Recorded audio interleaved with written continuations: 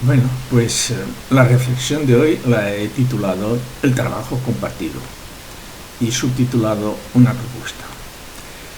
Se trata de una reflexión de hoy dirigida a los ciudadanos del futuro que lo pudieran leer.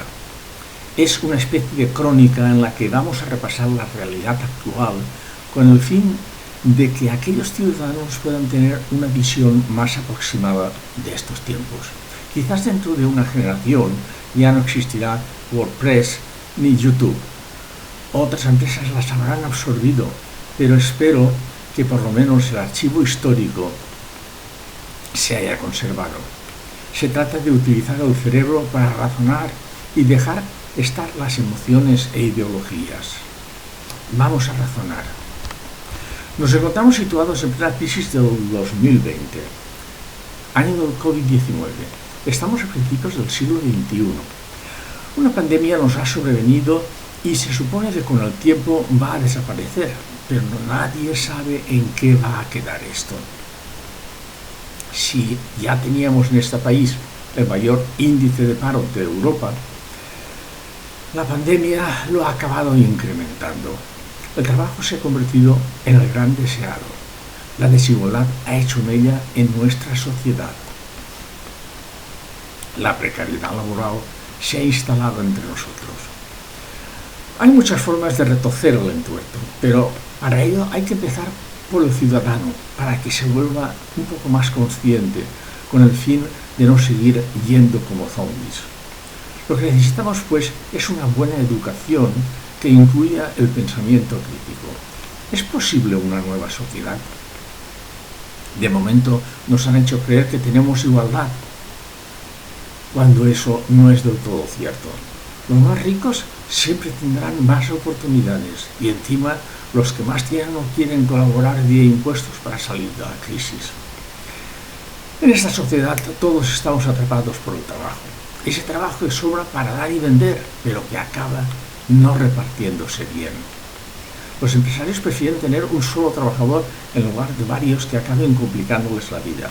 Se puede manejar mejor a uno que haga 8 o 10 horas que a dos que tengan que hacer el mismo trabajo y con el mismo tiempo. Por lo demás, los emprendedores siempre tratarán de conseguir el máximo beneficio, cueste lo que cueste, en esta sociedad competitiva.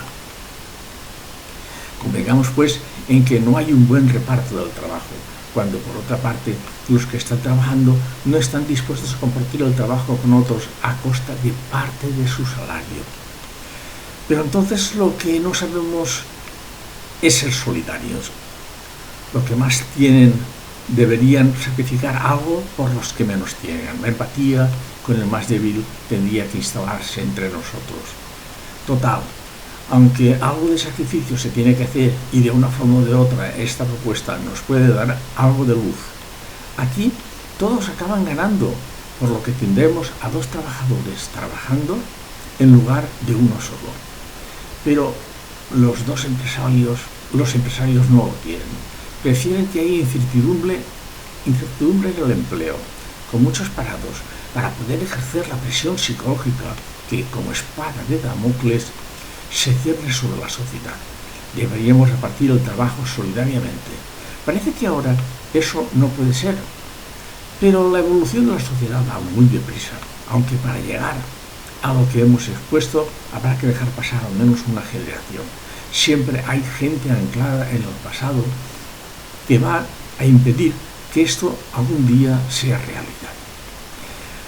Esa gente lo único que viene haciendo es estropear su vida por la falta de altruismo. Cualquier cosa que se proponga siempre será inoportuno. Nunca hay que cambiar nada, todo está bien como está. Es lo que hoy en día tenemos. Quizás si estudiáramos bien esa propuesta, podría conseguirse el pleno empleo. Se acabó el paro en este país. Con todo esto se consiguen al menos dos objetivos. Primero, que todo el mundo tenga trabajo. Y segundo, dejar que todos tengan tiempo libre para otras cosas que no sean el trabajo.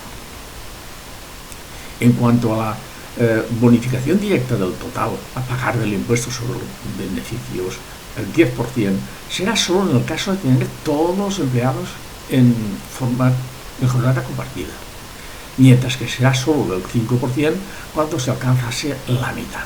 Está abierto y se puede hacer cualquier cosa, pero hay que hacerlo en base a las proporciones sobre estas cantidades expresadas en la tabla.